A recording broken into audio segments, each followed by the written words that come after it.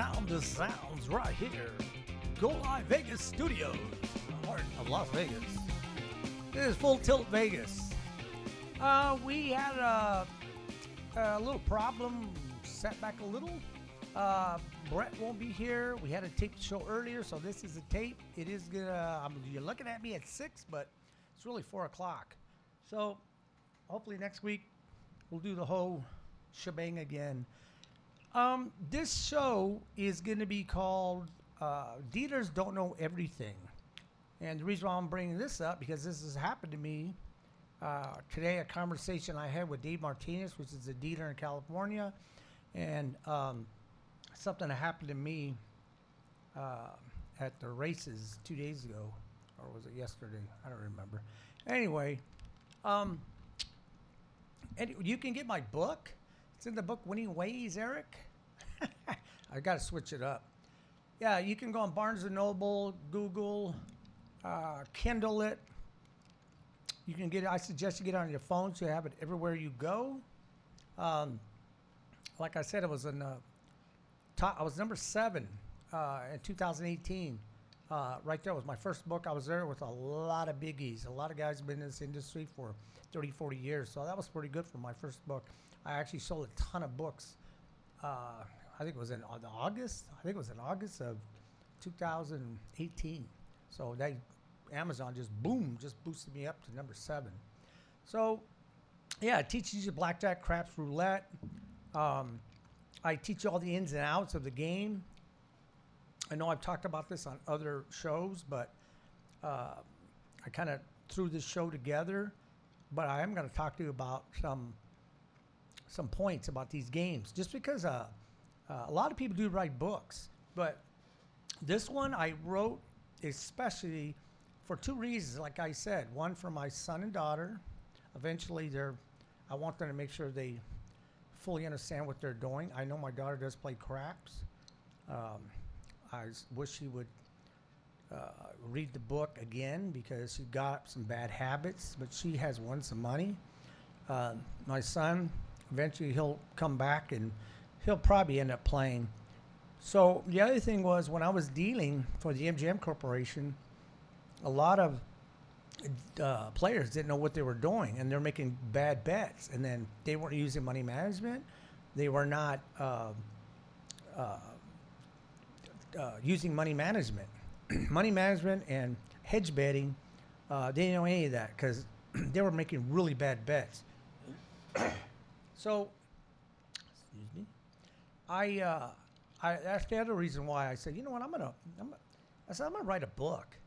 I said I'm gonna write a book on everything I know and all the questions that dealers have, or players have asked me in the past.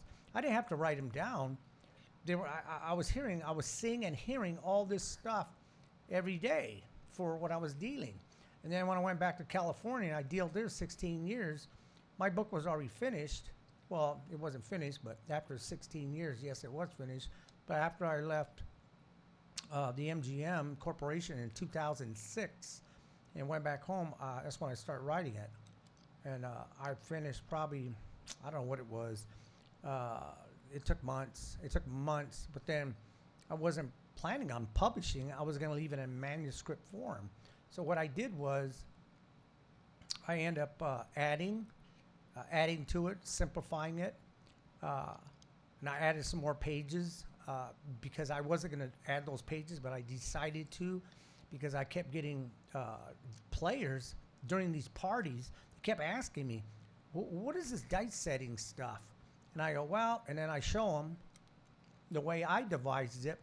There's other ways you can dice it, but I like the way I devise it because I did it so it's pretty much memorized. Ace, it's always ace to the left. I've seen some other ones, they keep switching the combinations. It's the same number you want to throw, but they keep switching whatever one to the right, or whatever to the left, or what number on top. I said, that's too confusing. If most of them are set up to ace to the left, which would be it's a 1 or ace to the left, and the other die to the ace to the left, then you just turn them, or you flip them this way, or you're flipping this way. It's real easy to do. So that's why I devised it like that. So I added that page, And then I got questions. What's the difference between card craps and dice? So I said, well, let me add that page. So I had to go through that. Trust me, that was a job, because I had to do a whole bunch of scenarios to see how many cards, when the casinos, or the Indian casinos, use cards to get the closest you can to a set of dice. And I finally figured it out. It's 20 decks. So you'll have to have a 10 deck shoe and a 10 deck shoe. It's 20 decks. Don't forget, there's ace, 2, 3, 4, 5, 6. That's it. There's no 8s and 9s and 10s and 12s in there. So you got 10 decks, and 10 decks is 20 decks. That's the closest you're going to get to the same thing as throwing dice. It's the closest. I checked it. It's really close. So if you ever go to Indian casino and you see 10 decks in this shoe, 10 decks in that shoe, then it's the closest you're going to get to a set of dice. Because you get you have tons of 2s, tons of 3s, tons of 4s. So you don't, they're mixed in where you don't get a lot of, say you see a deuce come out, and then the next one it's got to be a 5 for a 7.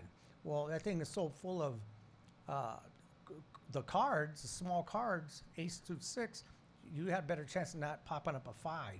It doesn't mean it's not going to come up, but you have a better chance. Because I know there was a casino I went to in California, and they were using one shoe, and they had 13 decks in it.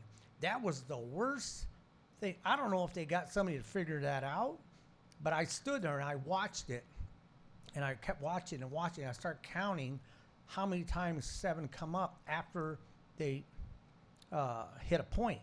And the average was 4.5. It was just 4.5.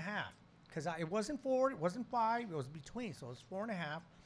By the time they flip over the next, they pull out one card, then they pull another card, and then you flip them over. Well, every time they did that, it was between 4 cards and 5. I was going back and forth. So I said, it's probably about 4.5. So a lot of times after 4, I'd say money down, because you can do that. You don't have to say, take my checks off of my numbers. You don't have to do that. You can just say, I'm off, and they'll put an off button on it. So I told the guy, hey, I'm off. So what happened? I don't believe it. Here comes a 7. It didn't happen all the time, but it happened a lot. So, but I did all the scenarios in my casino back home when I lived in California. I did a lot of scenarios and different things that I done, but that's because I have to test it. I'm not going to go and say, well, it might be this. No, everything that I do, I research it, and I actually play it.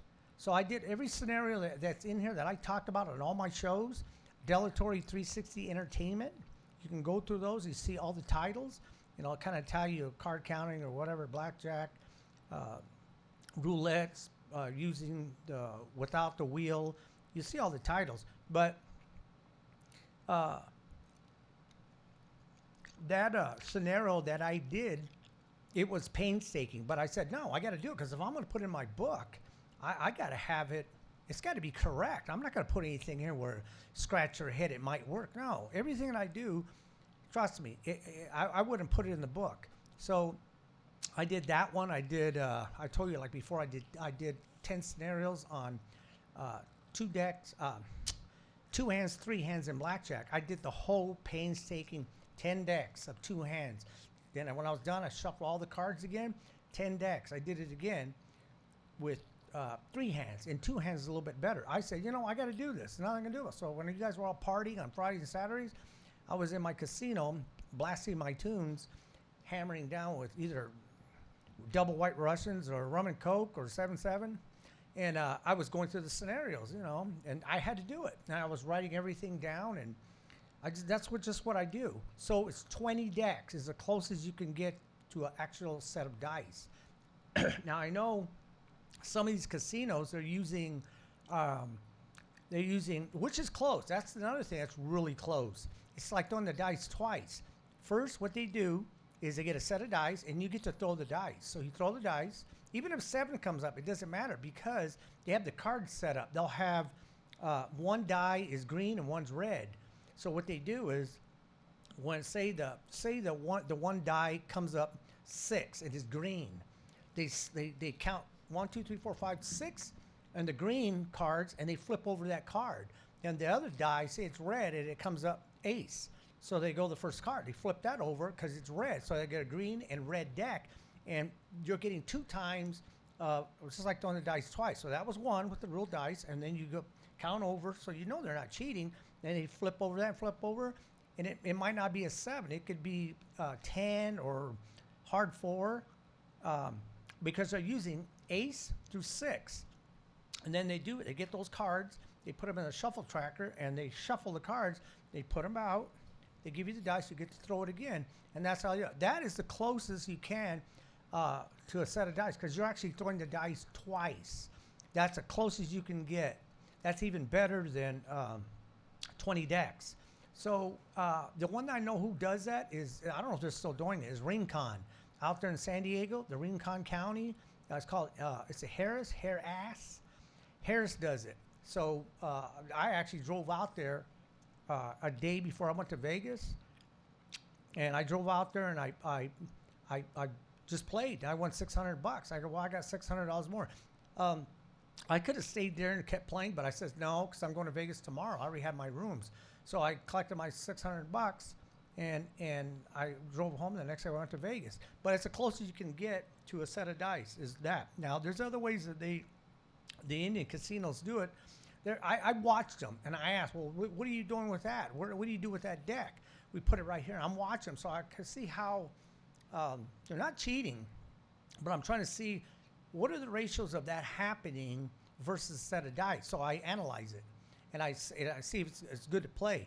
The one that was the worst one was the one, I'm just going to say it. I protected them long enough because it's my opinion.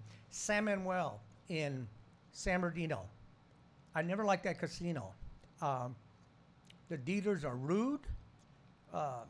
Those dealers are making just as much money as the Bellagio, Caesars. They make a lot of money. When everything was normal, it used to be, they were making $125,000, $130,000 a year. That's why a lot of them never quit, because I was trying to get in there when I was down there. But I never really cared for it because where that casino situated, there's nothing around. Everybody has to drive another 60, 70 miles that live around there. All of San Bernardino, Bloomington, Fontana, got Victorville, Barstow. They're busing in people by the hundreds. Those people are making hand over fist, and they know it, so they don't care. Blackjack, craps, 2, 3 deep, people waiting. They didn't care. That's why they didn't give a crap about their attitude. That's my opinion. I think they're wrong what they're doing, but they don't care. My brother went in there, and we tried to get a bowling center in there, and they flat out told us, I said, if we had our way, we'd get rid of all the dealers and have nothing but slot machines. That's their opinion on a casino. They would just have slot machines because they would eliminate the employees. They'd probably only have tech. They're working on the slot machines and maybe guards, but yeah. So that's all they were interested in, but they can't do it legally. They can't do it because if they're going to open a casino, they have to have floor games, so many floor games, and so many slot machines, and if they want more slot machines, they have to. They have to go through a process, and for each machine they get extra. They're going to pay more taxes on that machine per year. So that's why you just don't see them with tons and tons of machines, because they do have to pay the taxes on all those machines every year. And they're only allowed so many machines per casino. Whatever casino, they're only allowed so many. That's why you see some casinos, that the smaller one, the smaller Indian reservations, sometimes they don't have a lot of slot machines like some of the other ones, like San Manuel and Pachanga. That one's got that one is incredible. That place is huge. Probably, I don't know, 3-4 times bigger than San Manuel. But now, what am I going to talk about now? I was getting off subject here. What I got here, and I started at what, 4 or after? So anyway, but anyway, I'm just letting you know that that's my opinion. I've been doing this a long, long time. And the thing is with me, I analyze everything. All the dice, the way the dice are, the reason why 7 comes up because it's set up for 7. Why aces come up very rarely. The 12-2 because it's 2.78% to come up. That's you throwing them, and the way the dice are set up, that is the lowest percentage you can get on a set of dice, 2.78% for aces or 12. That's why it's hard to come up. That's why the casinos have, on the proposition bets, that's why it says, it might say 30 to 1 or 34-1 because they want you to play that. But if you understand the percentage of that number coming up, you probably wouldn't play it. It's just like me telling somebody at the table, I says, look, that pays 30 to 1. Okay, for your dollar, just say the dollar, you're going to get $30 back. If it's a 2 table, you're going to get back $30. Okay, this is what you're really doing. You have, say you got 36, you have 36 athletes, and they all run the 100-yard dash. Okay, 36 of them. Out of those 36 athletes, you pick the one you think is going to win that race out of 36 runners. You think you're going to pick the right one? That's your ratio of you picking the aces or 12 because there's 36 combinations on a set of dice, and that's one of the 36. So if you're playing aces, it's aces versus 34 other numbers. So you're doing the same thing when you're picking the sprinter. You got to pick the whoever sprinter you think is going to win that race. Out of 36, you got to pick that one. That's how hard it is to hit that number. But then they pay you 30 to 1, which they should be paying you 35 to 1. It's already built in. They got another percentage locked in. Should be paying you 35 instead of 30 because it's 36 numbers. So they're already keeping that percentage. So now I'm going to get to, let me see, I'll do the horse racing first, I guess. But I want to make sure you guys understand that. I just didn't write this book. I just didn't write it just to write it and say, let me see if I can make some money. No, that's not why I did it. I felt really sorry for a lot of the players. They don't know what they're doing. And so that's why I did what I did to write the book and make sure I did everything correctly. All those tables that are in there, those blackjack tables, I'm the one that devised those. I got all those and I devised each one of those tables, and I had to go over math. I had to go over it, and make sure it was correct. I did have Dave Martinez. He at that time, I didn't really know how to use a computer, but I was standing over him, hovering over him, and I said, no, make that, no, do this. Can you make that box look like this? So he actually did it, but I was telling me how to do it. So I'm going to give Dave a little credit there, too, that he helped me out on that when I didn't know really how to use a computer, because you had to make boxes and the diagonal square, what do you call it? Minus and plus. Those you'll see those in the timetables in blackjack, and then I devised other scenarios in there on card counting and stuff. So I had to make sure those were correct. So I had to go over it. I was so sick and tired of it because when I had it published, I had to go over it again. And then they sent it back, and they said, is this right? They didn't do none of the math. They weren't going to touch the math. So I said, that's fine, I'll do it. So I had to go over to each page and make sure that they put in the right, because there's a couple they got wrong. So I had to make sure that they put the right decks and the right numbers, because, they make mistakes because they put them in they do it digitally, but sometimes, it's a guy copying it there on their fingers. So they did make a few mistakes. I had to go over each page. It was horrible. It took 8 months. It took 8 months to from start to finish to do my book before it got published. It took 8 months. Graphics, I designed all the graphics, and the pictures I had, ones I picked, I put in there. Everything that I'd done, that's why it took 8 months. I was upset because it was 3 months behind schedule. So, but anyway, I did that, and it was worth it. It was just a process. So, and it was Page Publishing out of New York. I'll give them a plug. Yeah. So I was at the races 2 days ago, and the reason why I'm telling you this story is because there's a guy I met there. I better not mention his name. He's a pretty cool guy. I don't usually talk to nobody there. I'm not going to say where I go. I usually don't talk to people there, but because once they start seeing me start winning or picking horses that they're not picking, believe me, don't do that because it'll start bothering the hell out of you. I know Gary back in California, he went through hell. I saw him when I first met him. He was going through. He couldn't stand it.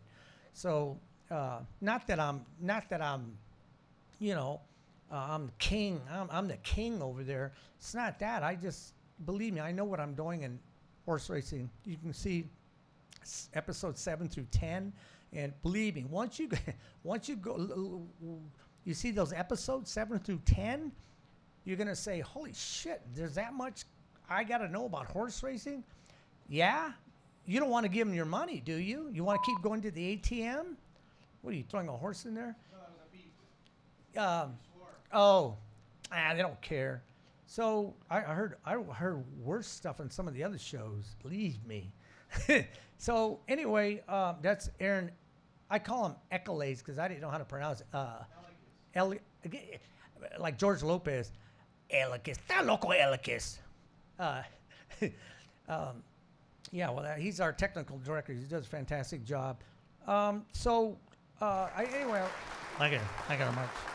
I was sitting, we were talking, because I talked to him here and there, and then finally we were actually talking 2 days ago, and I told him, he asked me, who do you think is going to win the 7th race? And I go, let me look at it. And I looked at the whole race, and it took me probably about 3 minutes.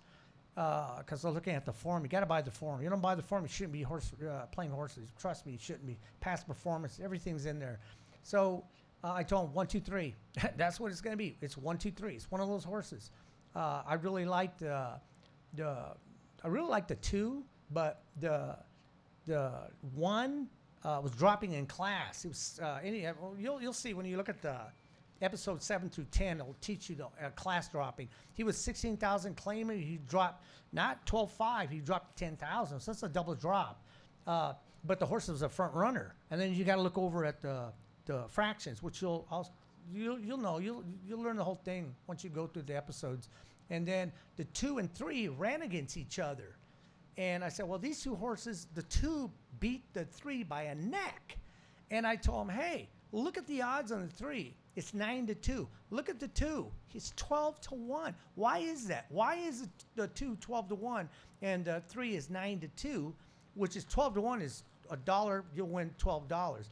The 9, it's a $2 bet. Actually, it'd be $26 if you bet on the 2. But if you bet $2 on the 3, you'll get back $11 because it's 9-2. And the 2 actually beat the 3 by a neck. So why is he 12-1? I said he beat the 3 and they came out of the same race. So it's those 2 and the 1 because he's dropping in class and he is a front runner. So I'll tell you what's going to happen. They're going to go out. The 2 and 3 are going to go to the front and the 1's going to track them. So they come out of the gate. What happens? The 2 and 3 go to the front and they hit the first 2 furlongs, and he looks over at me. He goes, "Damn, you called it." And I go, "Look where the 1 is." He was right about 2 lengths behind the 2 and 3, tracking them. And I go, if the two really runs today, he probably will win. If the fractions are not fast, they get to the next 2 furlongs, which is 4 furlongs. And I think they went. It wasn't that fast. I think it was 40. It might have been 47 and change. And then there was the same thing. It was 2, 3, 1. 2 lengths back and the 5 and 3, and then they come to the top of the stretch, and what happens?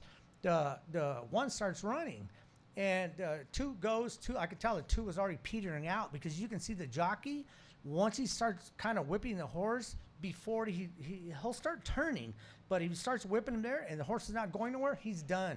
And so the 3 passed the 2. Weren't that too far from each other? Passes that.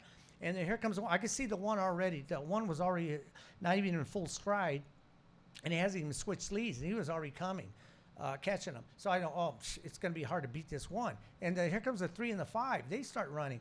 So by the time they turn the clubhouse turn, 2 was done. The 3 goes, and then the 1 goes by the 3 pretty easy. And then what comes? What did I say? The 5? The 5 and... It must have been the 5 and the 7 because it was 2, 3, 1, and then it ended up being 1, and then it was I think the 5, and I don't know what number it was, but anyway, they went by those 2 horses.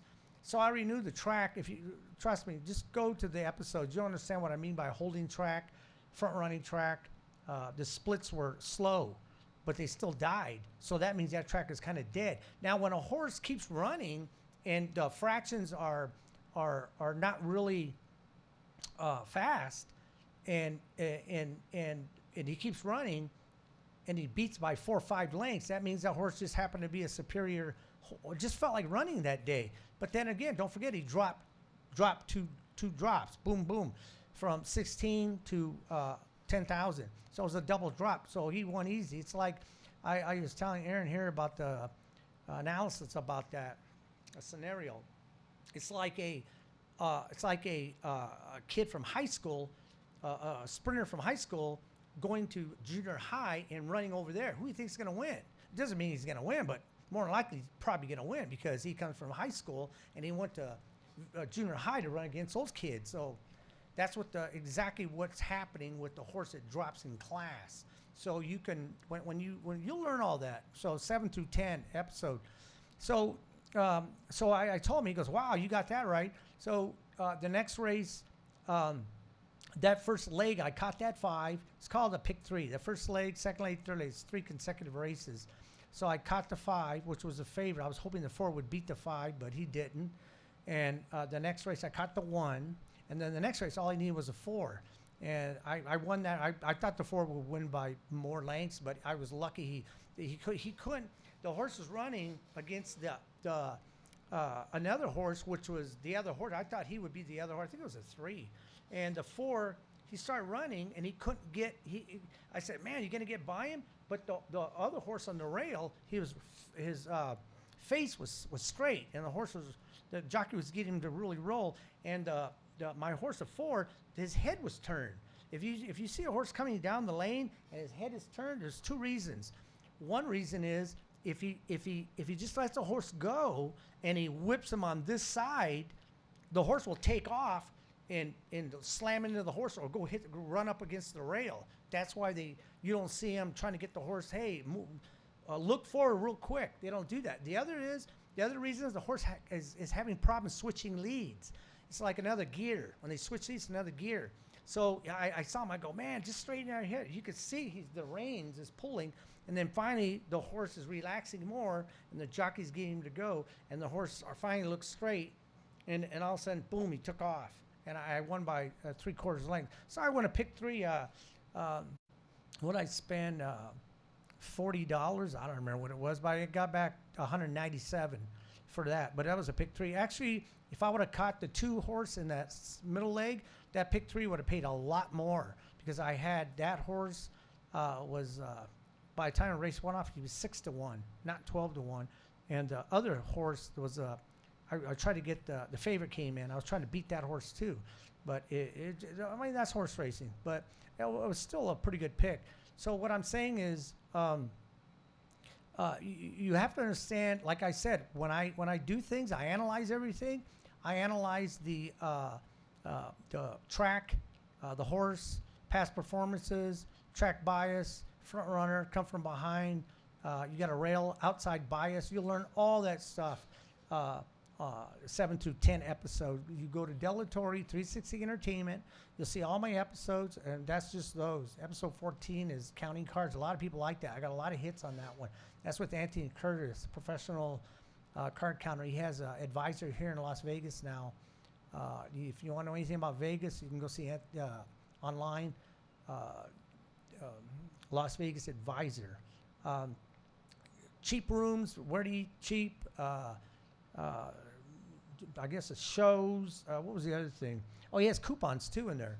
So let me go ahead and I'm going to do a commercial here. It'll be my commercial, Aaron, on the book. And then I guess you can run Brett's after. And then after that, I'm going to come back and talk about Ditas Don't Know Everything.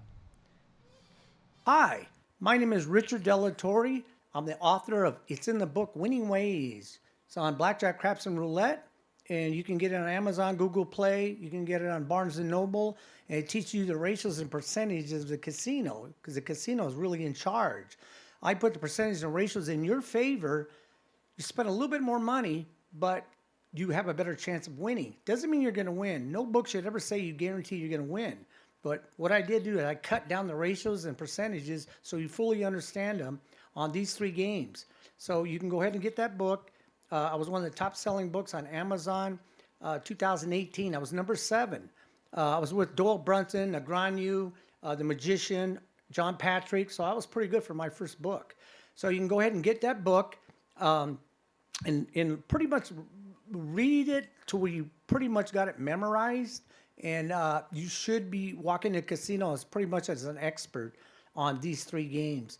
The platform here is Go Live Vegas Studios, and my show is called Full Tilt Vegas, 6 p.m. Saturday night. I do have guests. Brett Lawson is a sports analyst. He comes on after me. Sometimes we double up. He does it on all the sports, and you can go ahead and see that. And I'll see you next Saturday or every Saturday at 6 p.m. on Full Tilt Vegas. Thank you very much. What's going on, everybody? Brett Lawson here, co-host of Full Tilt Vegas and local sports analyst. Just a quick heads up, moving forward, I will be a regular part of the show where my segment, the back end of the show, will focus on everything in the world of sports gambling. You will still have Richard's insights and expertise and everything from his book, Winning Ways, in the first part of the show where he will dabble with table games and overall floor-related gambling, where my part of the show will focus on analyzing matchups, odds, totals, money lines, spreads, props, overall gambling, psychology, and philosophy, and just the things you need to know if you want to become a sports bettor or if you already are a sports bettor and want to sharpen your skills in that racket. So stick around. Moving forward, you will have both ends of the spectrum in the world of gambling with Richard and myself moving forward on Full Tilt Vegas.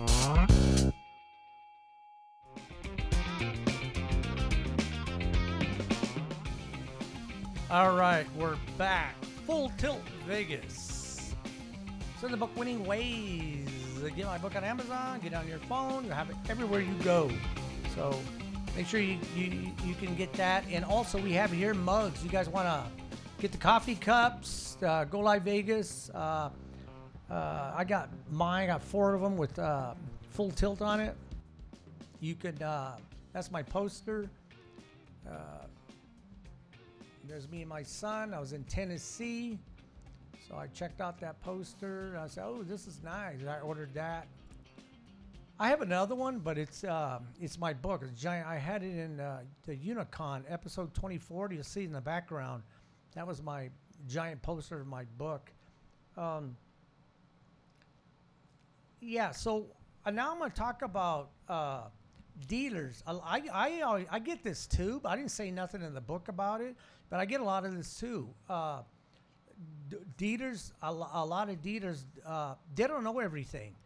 The dealers, when a person goes to dealing school, they actually go to proper etiquette. They also have to learn payout and proper procedure. They can't just make up their I want to pay you this and grab their hand and put the chips in their hand. You don't do that.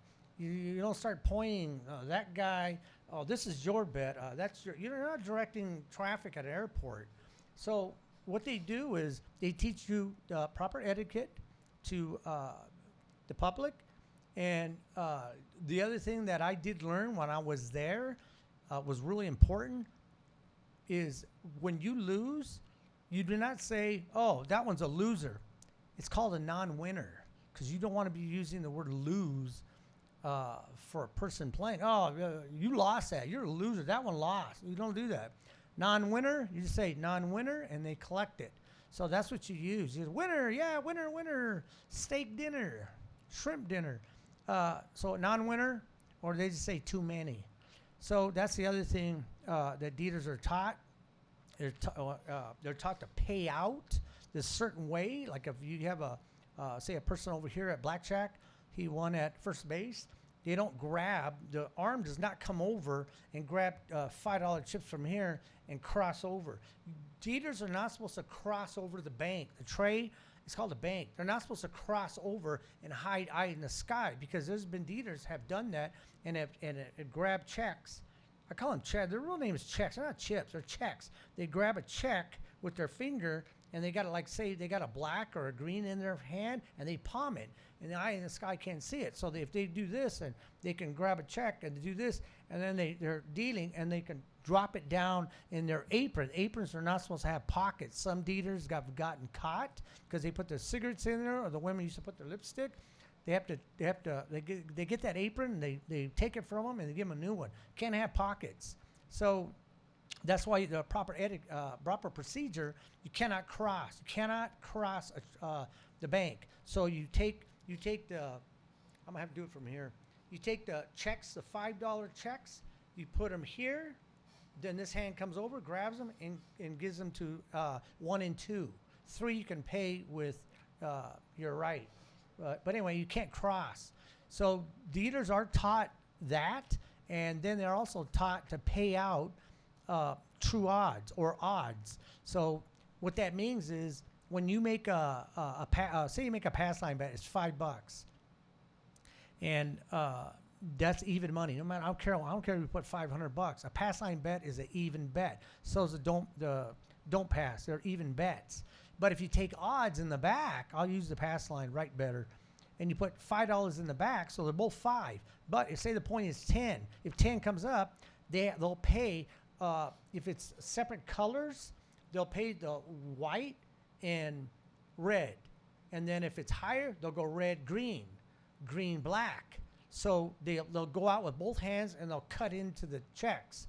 So on a 10, they'll use one hand, and it's 1 through 4 is paid through on the. I guess I shouldn't get into all that, but that's the right side. They pay on this side of the person on their right, and then 5 through 6 is paid through their left. So that's why you see dealers pay. Oh, is that mine? Especially on the hooks, called the hook, where 4 and 5 are. You'll see if a dealer puts it in front of those two, no, they're going to be saying, "Is that mine?" That's why they do that.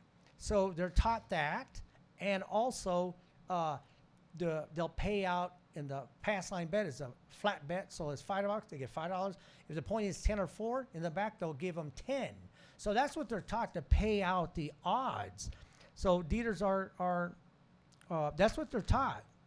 Proper etiquette, pay out in proper procedure, and what it pays. So the stick man is number 1. The guy to his left is number 2, and the guy to his right, stick man's right, that's number 3. Those are the positions, 1, 2, 3. So when the dealer goes from 2 to 3, he'll have to switch the way he's paying out, because he's not going to pay the same he has in number 2. But you don't have to know that. He's supposed to do it. The reason why they do this is because if they get out of the MGM, I taught Dave Martinez. He does craps and blackjack, 3-card poker, and poker. But I taught him the way I was taught at the MGM Corporation. Because the eye in the sky knows that the way the dealer's paying out, they have to pay out the MGM Corporation way. So if they see anything different, it catches their eye really fast. And wait a minute, that's not the way we do it. So the dealer might be doing something sneaky. So it doesn't mean they are, but there has been dealers have been caught, and they usually they arrest them right there at the table. So you can see, well, they put handcuffs on right there, and they take them away. Like the guy pretending he was having a cough, he had a bad cold. He told them all, "Hey, I'm going to be coughing, so don't get all alarmed, because I'm going to be covering my face so I don't get it." He wasn't doing that. He was taking checks from the tray, black chips. He was taking $100 chips. He was picking it up. He was talking to him, and all of a sudden he pretends he's going like this, and he puts his hand real fast to his mouth so he can hide the check. And he puts it in there. He put a black chip, and when he does it, because he knows when dealers they got 20 minutes, 40 minutes, 60 minutes when they go on break. Well, he knew what time he was. He does it right before the guy taps him out. So he taps him out on the left, and he leaves to the right. So he was doing it when, especially you could see him coming to the podium because they're going to get relieved. Well, that's what he was doing. Now, sometimes Dieters get, depends on the night, how slow or fast it is. Some of his Dieters get 8 breaks. 8 breaks. So he was cashing $800 a day doing this. And they figured it out. So got greedy. They figured it out. So they didn't.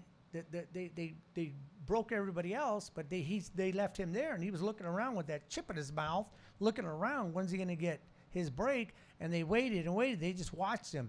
It was about 3 minutes went by, and then finally they go get him. So here comes the 2 guards, the floor, and 2 security. They got him. They put their hand out. He said, "Let me have it." The guy just takes out his mouth, gives it to him. They handcuff him right there. There's a lot of other things that I've seen, fights at the casinos and stuff like that. But Dieter's only taught proper procedure, because if they do see something wrong, that's how a lot of times they get caught, because they're doing some, like at some casinos, and I already mentioned the name. There's women, they're scratching their head, they're shoving chips up the wig. So that's why you see them, they have to clap their hands, show the eye in the sky, and then they scratch their head. That's what they're supposed to do. Same thing, like if I want to go around and put the chairs back when nobody's there, I have to tell the floor, "Hey, I'm going to go and fix my chair." She says, "Go ahead, clap my hands, show the eye in the sky, then I can leave, go around, fix the chairs, come back to the table, clap my hands, and hands back on the table." If I want to put them behind me, they have to clap their hands and put them behind me, because you can't just make these awkward moves. But anyway, Dave, he still does parties like I used to in California, and he just did one. And there is a guy, I'm not going to mention his name. He's a pretty cool guy, but he's a Dieter. He's all right as crap Dieter. I don't know if he was self-taught, but there's a lot of stuff that he likes that when I was teaching, when I was showing him. But he asked Dave, he said, "Hey, how's Richard?" He said, "Oh, he's doing good. He's still in Vegas. He's doing a show." And he goes, "You got his book?" He goes, "Yeah, I got his book." He said, "I read it. There's a lot of stuff in there." He goes, "I never knew." He says, "But let me ask you something." He asked Dave, "Well, if Richard has a book and he knows all this stuff, how can he's not driving around in a Rolls Royce?" And I go, "You know what? I get that a lot." I says, this analogy I use. I says, look at Oral Hershiser, one of the greatest pitchers there is. And he doesn't throw a no-hitter. He doesn't do a shutout every game. I don't care how good you are. There's still things that get in the way, or you might not feel good that day, or it doesn't matter. It doesn't matter what you know. You're not going to be doing it 100% like my brother. He's a professional bowler. He's got tons. He's got like 30-some rings, some 300s, but he has, it's a big thing in bowling. He's got the 299 and 298. Those are the categories. You got to get a 298, 299, and a 300. He's got all those rings. Now, even though he was going to throw a perfect game, he tried to knock all the pins but one down because he wanted the 299 ring, and he ends up throwing a strike. So he ends up winning a 300 perfect game. He's all mad and saying, "Dang it!" And the guy goes, "What's the matter with you? You just hit 3." "No, I didn't want that. I want to leave one pin up so I can get the 299 ring." And if the guy doesn't know what that is, in bowling, you go to the bowling circuit, you understand that. So my brother's got all those rings, and even as good as my brother is, he doesn't throw a perfect game every time. He's a really good bowler. A lot of people know who he is. He had a couple of professionals over his house, and he lives in Pahrump. And I went out there, and there was some professional that used to be on ESPN and all that. He was there, and we were talking to him for a while. But it doesn't matter how good you are. It doesn't mean what I know, and I do say it in the back of the book. If anybody tells you they can guarantee you in any of these games or any game of gambling, walk away. Because if they could do that, they wouldn't be telling nobody. They'd be doing it themselves. It's just a scam. Even though what I know, especially a lot of craps, I know. Believe me, I can tell you so much statistics and ratios about the dice. Everything about craps. There's so many things I can tell you about craps. You have to go on my shows and I'll explain a lot of stuff that I'm telling you on craps. And the next one will be horse racing. I know a lot of things about horse racing. It doesn't mean I'm going to win. I've won some pretty good money, but it's not a guarantee because they're animals. I mean, I remember me and Gary one time we're betting this horse, and Gary goes, "This horse has to fall down to lose." That's what he said. Gary goes, "Richard, I don't normally bet 2-to-1s, but this horse he's got to fall down to lose the race." Well, what do you think happened? The gate opened, the horse flipped over. And Gary goes, "Oh my God, I think I jinxed myself." But that was that one time that happened. And there's been a lot of times that I was with him, Gary, that he said, "Richard, this lightning has to strike this ice." "Gary, don't say that." He goes, "Richard, trust me." And the horse got out of the gate and went gate to wire and won by 4 or 5 lengths. And but it's not a guarantee. There was a horse that he was watching. It was a small horse, but this horse was a speed freak, and he was on the last. I guess it was the last 5 tracks that he was on.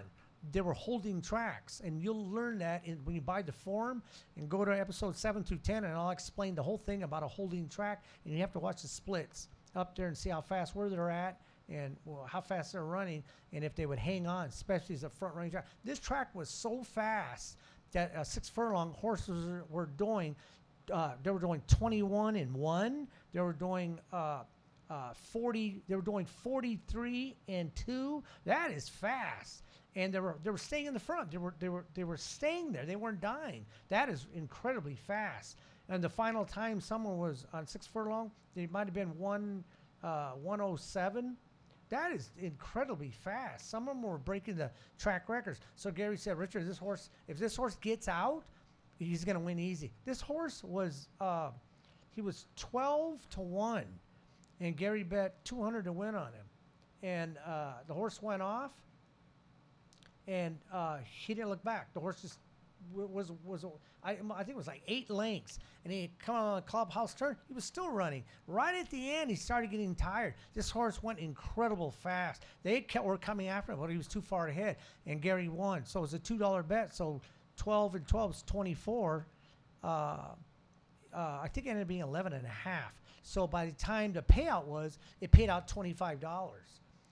So he got back $5,000 for $200. 25. Let's see, 25. Yeah, 20. No, it was 25. Yeah, 25-1 and 25-1. It's 24 and I think it was 24 and a half, 24 and a half, or no, 24 and 24. But anyway, you add those up, 48. Then the $2 is $50. $200 is $5,000. So he won $5,000. There's no taxes. I'll explain the whole thing about taxes. How. Well, you're not supposed to do this, but everybody does it to evade taxes. But it's the way you bet. The way you bet. Now it comes to a point if you're getting long shots, you'll probably will pay taxes because it only goes so far. I know the race. They readjusted it 3 years ago. So now a lot of times, a lot of the pick threes and the trifectas, the superfectas, the taxes you got to win a lot more now for taxes. So if you do a $10, say you do a $10 trifecta and it pays, say it pays $5,000, you don't pay taxes because it actually didn't pay. Because if you have it 4 or 5 times, then it adds up to $5,000. So if you would have bought those tickets $1, or just buy $1 and tell them repeat it. And then the other way to get around that is you say, let me have $1 and these horses, and then go to another teller and says, give me $1, give me these horses. Because now those your winning tickets or whatever winning tickets, they have sequence of numbers, and those sequence of numbers come out of that machine. Those numbers are locked into that machine. So if you do repeat that 5 times. So if you get all those tickets and you give them all to that same guy and it adds up to 5,000, you have to pay. You'll have to. It's not tax because the dollar wasn't over taxes. But if you put $5 and put them all in at once in that same machine, it goes to 5,000. You have to report that. You still have to sign a W-2G, and there's no taxes, but you have to report the 5,000. Now you don't want to do that because the IRS knows you won 5,000. Even though you're not taxed, they still know you won $5,000. And if they want to be harassed and they audit you, they're going to say, well, you won $5,000 at Santa Anita. And it says there's no taxes, but now it's income. So the way to get around that, Richard said, you buy let me have $1, repeat that 2 times. Go to another teller and repeat that 2 times over there, and then go to another teller and give me it 1 more time. So now you have 5, and don't get all those tickets to go to the same guy because it'll still be $5,000. So go back to that same guy, and it probably pays, say it pays, what was that, 1,800, and then go over there and that pays 1,800, and then you collect the rest over there. So nobody know that you collected $5,000 that day. There's a lot of ways of getting around it. Sometimes the tote guys will help you. They're not supposed to, but they want the tips.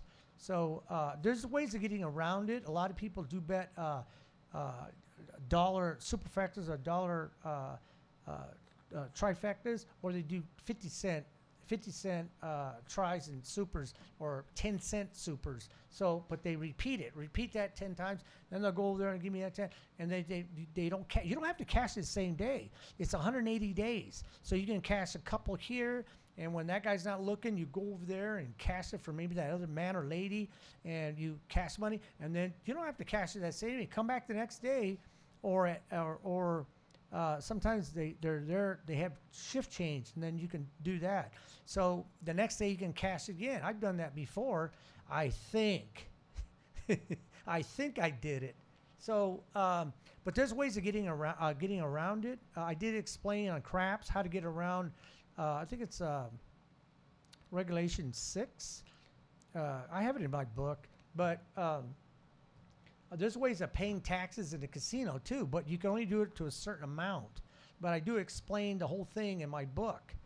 Let me see, what is it? This is author. What happened to regulation? But anyway, there's ways, winning ways to get around that. But you're not supposed, really, you're not supposed to be doing it. But trust me, everybody does it. The do's and don'ts. That's what it's called. In my book, it's called The Do's and Don'ts of a Casino. And I could have put more stuff in there, but I didn't. Let me see. Regulation 6A, Currency Transaction Reporting, a CTR. It's cashing out $10,000 or more in a 24-hour period. A lot of people do know that. There's ways of getting around that. I do talk about on my episodes and craps. The other one is MTL. It's money tracking log. So you don't want to cash in for more than $3,000. If you walk up a table and put $3,000, and you'll go on it's like a little list, and because you're suspect of money laundering. So you don't cash in for $3,000. Just buy in for $500, another $500.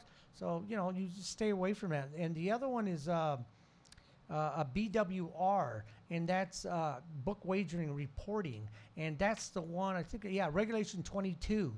That one is structuring your wages to evade taxes. That's Regulation 22.